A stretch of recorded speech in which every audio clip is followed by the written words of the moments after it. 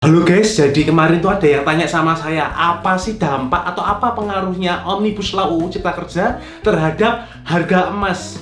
Ada pengaruhnya kah? Dan bagaimana penjelasannya? Simak terus.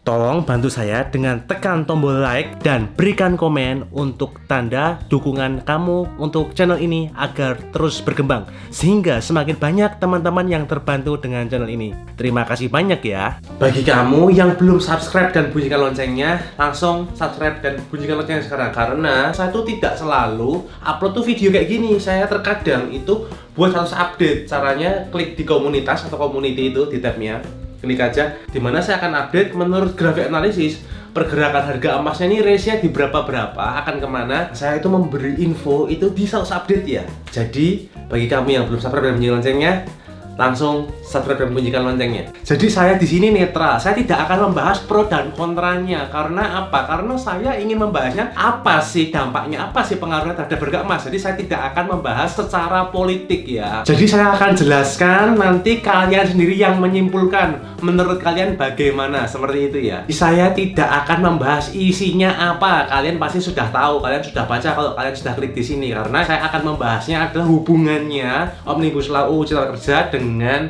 harga emas. Oke, jadi sebenarnya apa sih hubungannya? Apakah ada dampaknya? Nah, hubungannya apa? Saya jawab ya, hubungannya tidak ada antara harga emas dan Omnibus Law UU Cipta Kerja, tidak ada hubungannya. Karena seperti ini saya jelaskan. Dengan adanya UU Cipta Kerja ini, yang dipengaruhi bukan harga emasnya, tapi kurs rupiah terhadap US dollar. Saya ulangi ya, yang berpengaruh itu adalah penguatan rupiah terhadap US dollar. Jadi, kalau kamu sudah tonton video yang sebelumnya, intinya harga emas ini pergerakannya itu dipengaruhi dua, US dollar dan harga emas itu sendiri. Dimana harga emas itu kan patokannya adalah US dollar. Jadi, misalkan ketika rupiah ini menguat, ya kita belinya kan pakai rupiah. Makanya kita beli emas dengan harga yang sama, dengan US dollar yang sama, itu kita belinya bisa lebih murah karena rupiah kita lebih kuat. Jadi kenapa sih kok sampai media ini keliru? Saya baca ada media ini mengatakan bahwa dengan adanya Omnibus Law UU Cipta Kerja bisa meningkatkan harga emas bisa naik, seperti itu.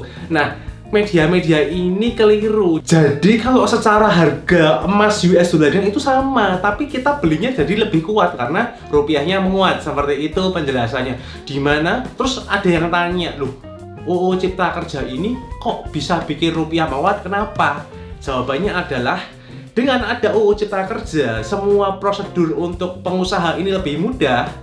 Jadi lapangan pekerjaan akan makin banyak dan investor melihat hal itu, dimana investor, oh ini Indonesia bagus, ini bakal lebih maju ini, makanya banyak investor dana asing ini masuk. Akhirnya yang terjadi adalah rupiah menguat. Saya ulangi supaya kamu tidak salah persepsi, jadi tidak salah langkah. Ketika ada UU Cipta Kerja ini, yang menguat itu adalah rupiahnya terhadap US dollar. Jadi kalian sudah tahu, untuk harga emasnya sendiri itu tidak ada pengaruhnya terhadap UU Cipta Kerja.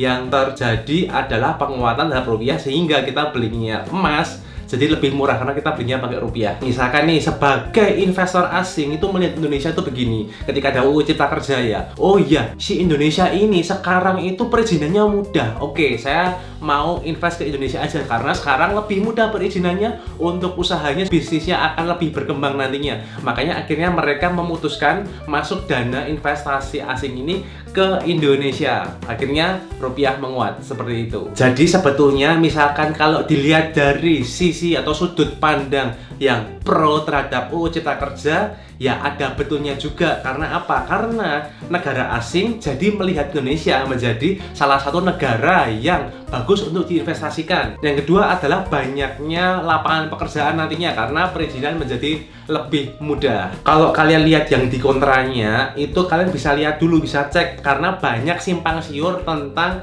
UU Cipta Kerja ini, dimana banyak berita yang sebenarnya tidak benar tapi disebarkan oleh orang-orang. Jadi bagi kamu, misalkan kamu dapat berita saya sarankan kamu cek lagi dulu, kamu riset dulu, kamu survei dulu, beneran nggak ini? Jangan sampai kamu nanti terkena hoax ya, karena kamu nggak cek dulu. Oke, jadi saya ulangi, saya di sini bukan membahas saya ini pro atau kontra gitu, enggak ya. Jadi di sini saya juga tidak mewakili opini saya terhadap UU Cipta Kerja. Di sini saya hanya memberi penjelasan di mana kamu bisa lebih tahu, lebih jelas. Jadi kamu nggak salah persepsi atau salah movement terhadap harga emas. Jadi bagi kamu misalkan kamu investasi emas, kamu bisa cek video-video saya sebelumnya supaya kamu dapat lebih maksimal dalam berinvestasi emas. Karena di video saya sebelumnya banyak tips-tips bagaimana cara investasi emas agar untungnya lebih maksimal. Sekali lagi, saya tidak pro atau kontra karena tiap pro dan kontra punya dasar dan banyak berita yang masih simpang siur. Nah, bagaimana kalau menurut kamu? Silahkan komen di bawah ya. Oke, thank you for watching. Kalau kamu ada pertanyaan, langsung komen di bawah. Nanti akan saya jawab lewat video berikutnya. Thank you for watching and see you in the next video.